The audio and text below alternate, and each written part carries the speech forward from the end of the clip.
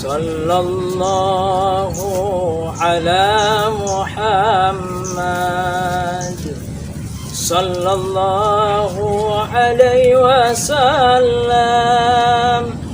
Sallallahu ala Muhammad Sallallahu alaihi wasallam. Assalamualaikum warahmatullahi wabarakatuh. Alhamdulillah. Alhamdulillahil maliki dzil malakut al-jabbari dzil jabarut alladzi khalaqal maut wal hayata ikhtibaran 'ala al-iman was-sujud. Wassalatu wassalamu ala sayyidil wujud wa habibil yaqut Muhammadin sayyiduna sallallahu alaihi wasallam wa man tabi'a hudahu ila yaumin ba'dal maut. Amma ba'd. Rabbi shrah li sadri wa yassir li amri wa hlul 'uqdatam min alsinati yafqahu qawli. Hadirin para pemirsa Semanggi Channel yang dimuliakan Allah Subhanahu wa taala.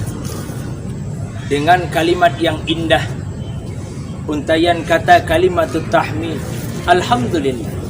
Ini bentuk bahwa kalimat tahmid ini membuktikan bagaimana orang akan disebut sebagai golongan orang-orang yang bersyukur di sisi Allah Subhanahu wa taala.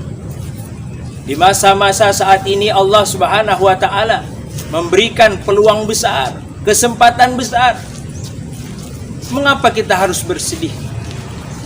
Di mana bahwa para ulama salafus saleh mengatakan, siapa di antara mereka yang beribadah masuk ke dalam rumah Allah, maka dia akan dilipat gandakan oleh Allah Subhanahu wa taala pahalanya. Tetapi pada saat kondisi seperti ini, apa boleh buat? Kita kudu diam, stay at home, ibadah di rumah. Namun tidak mengurangi daripada pahala-pahala yang diberikan oleh Allah Subhanahu wa taala. Sebab kenapa? Ini sudah menjadi fatwa ulama bahwa kita diberikan kesempatan untuk beribadah di rumah. Bahkan Habaib mengatakan, Habibu dalam kalimat ahadus syu'ara, jadikanlah rumah-rumah kita ini adalah masjid-masjid tempat ibadah. Kenapa?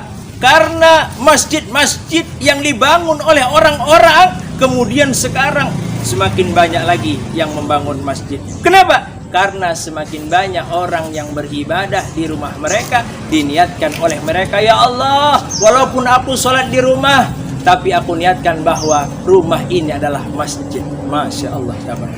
Maka di bulan Ramadan, kegiatan yang paling utama, walaupun kita ini harus stay at home, tetapi ada ibadah-ibadah yang bisa kita lakukan di rumah selama bulan suci Ramadan. Yang pertama, sudah dijanjikan oleh baginda Nabi Muhammad sallallahu alaihi wasallam. Di 10 hari awal kata baginda Nabi, orang yang berpuasa di bulan Ramadan dengan keimanan, dengan keyakinan yang besar, maka dia akan diberikan rahmat. Bagaimana indikator rahmat?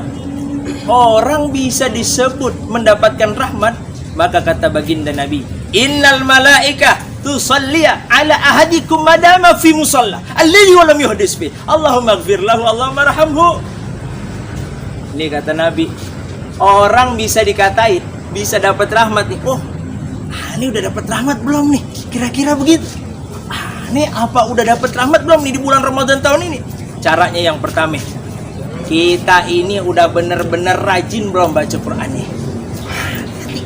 Baca Qurannya udah belum nih? Sodakohnya udah bener belum?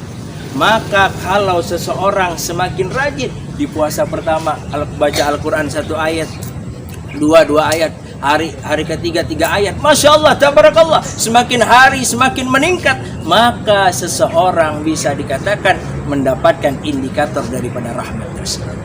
Maka orang yang mendapatkan rahmat Allah Subhanahu wa taala berfirman dalam Al-Quran, Bismillahirrahmanirrahim, ulaika alaihim salawatum min rabbihim wa rahmah wa ulaika humul muhtadun.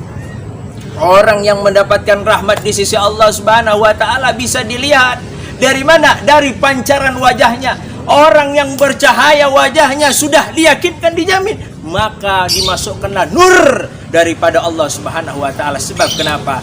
Karena dia sering bertemu dengan Allah ketika dia beribadah. Allahu akbar walillah.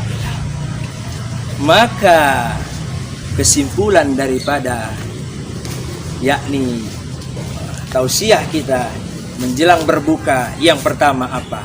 Seseorang bisa dikatakan mendapatkan rahmat, yaitu semakinkah dia rajin baca Al-Qur'annya, semakinkah dia rajin sedekahnya di bulan Ramadan. Dan orang yang mendapatkan rahmat janji Allah dalam surah Al-Baqarah, wa ulaika alaihim shalawatum mir rabbihim rahmah.